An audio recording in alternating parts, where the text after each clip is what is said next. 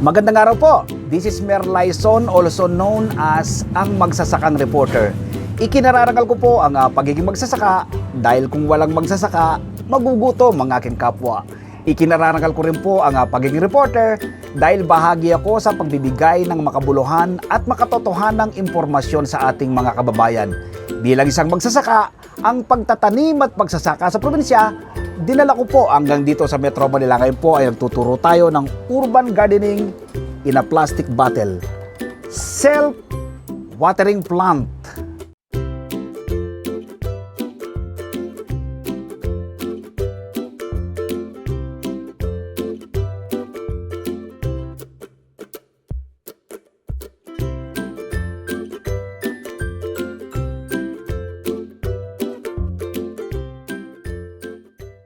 Ngayon pong araw na ito ay ituturo ko o i-share ko po sa inyo ang paggawa ng complete at effective fertilizer mula po sa seaweed o seaweed fertilizer na nagtataglay ng NPK. Halip po kayo, samahan nyo ko. Gagawa tayo ng epektibong fertilizer mula po sa seaweed. Titimbangin po natin itong ating seaweed na gagamitin.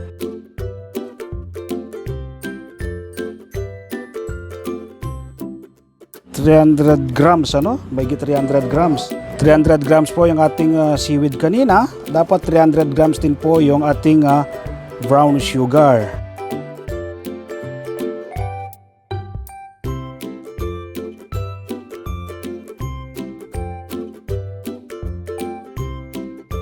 Okay, bali 1:1 po ang ratio, So ngayon ay ilagay na natin sa ating blender itong ating mixture, itong ating seaweed at saka itong ating asukal.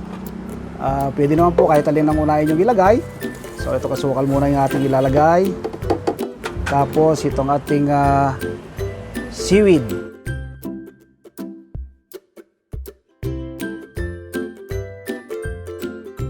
Lagyan po natin ngayon ng tubig para po ang blender ay maikot mamaya, Gigiligin na natin yung ating seaweed kasama po ng sugar at may konti pong tubig.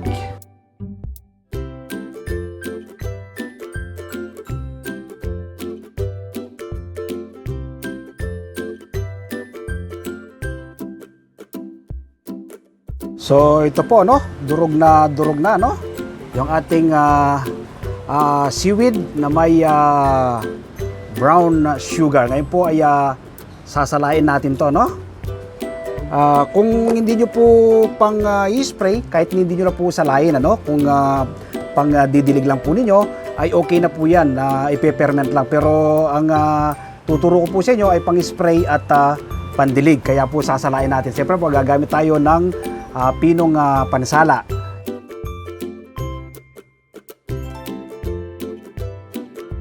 So dito ko po inilagay sa isang palangganita. Ayan. Po natin yan, patiningin po natin. Pang-spray po kasi yung gagawin natin to, pang foliar, pampabulaklak at pampabunga ng ating mga halaman. Okay, sasalin ko po ulit dito sa pitchel ng ating blender, ating ginagawang seaweed fertilizer para hindi po siya mahirapang maglagay sa bote, So ngayon po itatransfer na natin dito sa 1 liter na bote. So ito po. Meron po kayong imbudo, mas okay po, Pero kung wala po kayong imbudo, ay pwede rin pong dito sa pitchel, ibalik nyo lang po sa pitchel. So ngayon po, ilagyan natin ng marking o labels itong ating seaweed fertilizer. Basta gumagawa po kayo ng mga fertilizer, ay lagyan nyo po ng label, para alam nyo po kung ano pong klaseng fertilizer yan at kailan nyo po siya ginawa.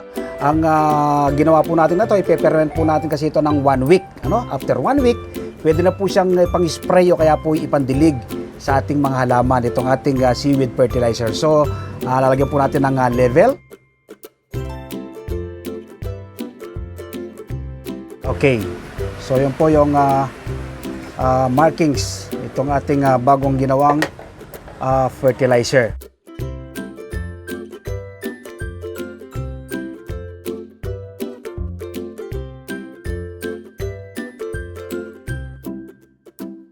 So ito po yung ating bagong gawang seaweed fertilizer. Huwag nyo pong masyadong pakatakip dito. Ano? Ito pong takip na ito, dapat po may konti po siyang parang kumbaga sa may hininga siya. Ano? Nagke-create po kasi tayo ng mga good microbes. Peppermint po natin to. Ano? Yung good microbes ang pagkain po nila ay ang molasses, ano? O yung pong brown sugar na ating ginamit. So huwag nyo pong pakasarado yan. Ilagay nyo lang po sa lilim. After 1 week, pwede na po siyang gamitin. Ano? Yung iba po, pinagtatagal pa nila hanggang isang buwan. Sa ganon, ay mas marami silang ma-create ng mga good microbes. Pero sa akin po, subok ko na, after 1 week, pwede na po siyang gamitin. Ano? Lagay lang po ngayon sa lilim.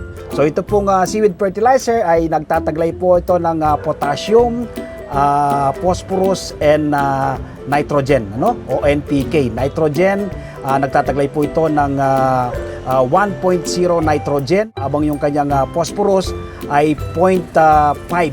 Yung pong kanyang potassium naman ay 2.5 potassium.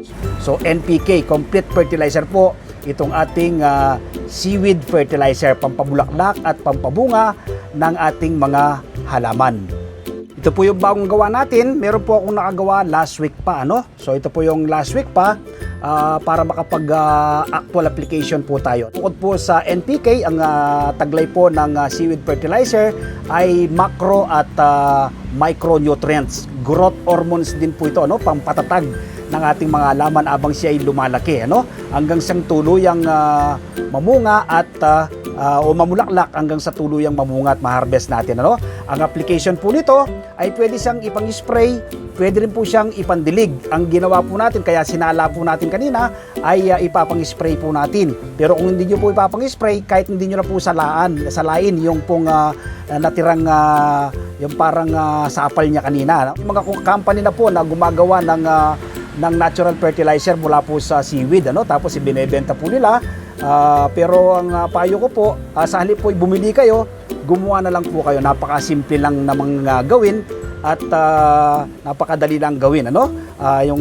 Yung materials, nandiyan dyan lang. Punta ka lang sa palengke, ay mabibili ka ng seaweed at siyempre po yung brown sugar. Kung wala po kayong makuwang molasses, ay brown sugar, sabi ko nga po ay pwede na. Pero best po, ang kapartner po talaga nito ay molasses. Ngayon po ay mag-actual application tayo sa ating mga tanim na halaman. Una po ay mag-spray muna, no? Pagkatapos pag-spray ay magdidilig tayo. Ito po yung tubig natin, tap water po ito na pinasingaw, ano? Mas maganda po kung meron po kayong makuwang rainwater o yung tubig ulan po, ano?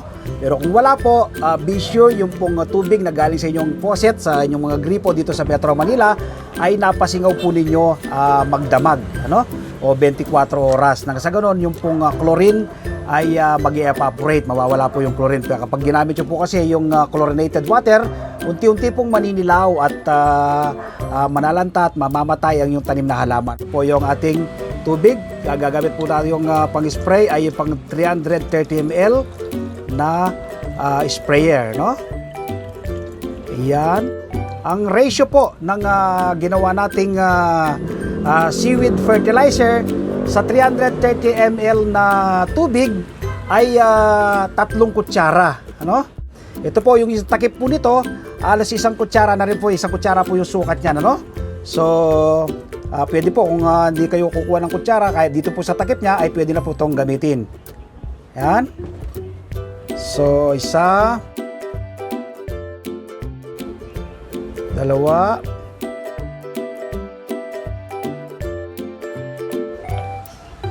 yan. Okay. Shake nyo lang po ngayong mabuti to at ipang-spray natin sa ating mga tanim na halaman. Lahat po ng uri ng halaman, ano?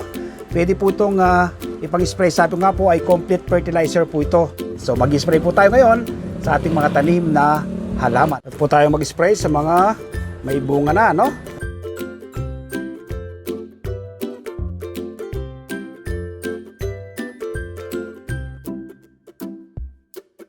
So, ang dami pong bunga ng ating tanim na hot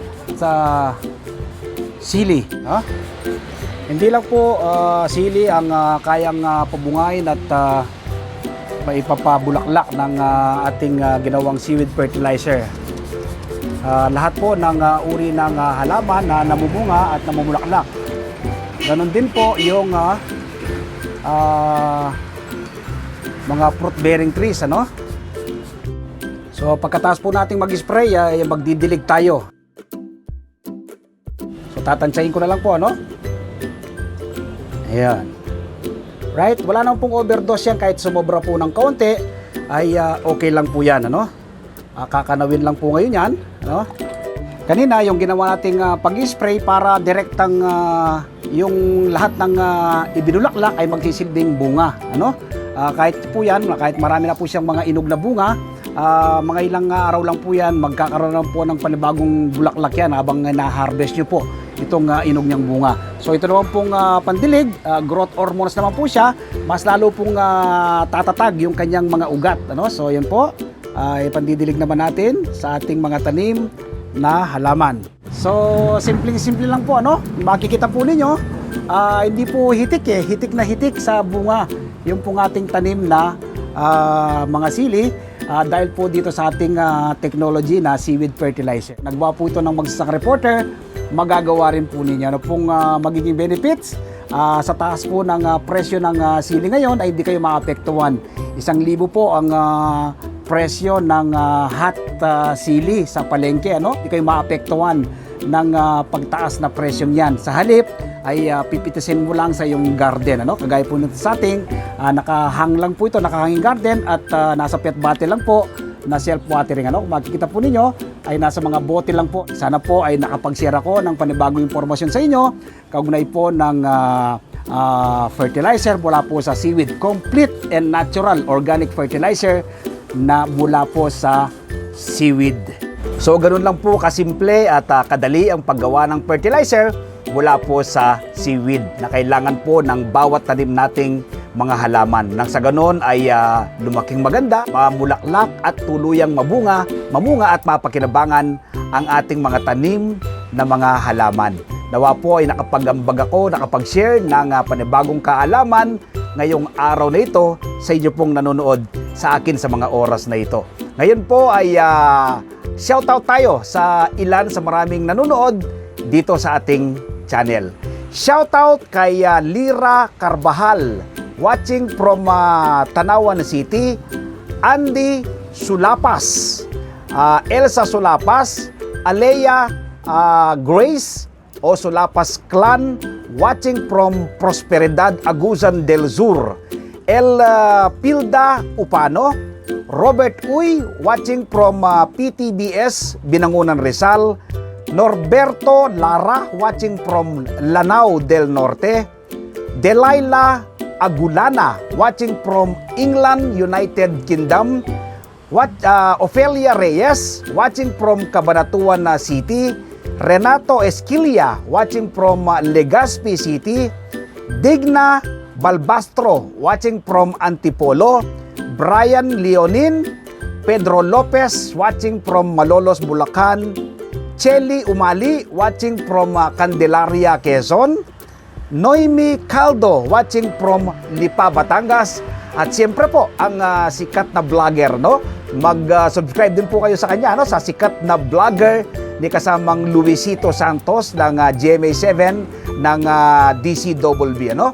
Fini-feature po niya rito ang iba't ibang mga good news, ano? Yung mga nakukuha niyang malalaking balita sa kanyang bit of coverage at tiyak po ay ma-update kayo sa mga pangyayari dito sa ating bansa, lalo na po dito sa kanyang sa Metro Manila, sa kanyang bit of assignment. Sikat na vlogger ni kasamang Luisito Santos. Sa mga nagdanais po na mapalalim pa at mapalawak ang kaalaman sa organikong pagsasaka, urban farming, urban gardening, ay iniimbitan ko po kayo na manood ng aking TV show. Ano?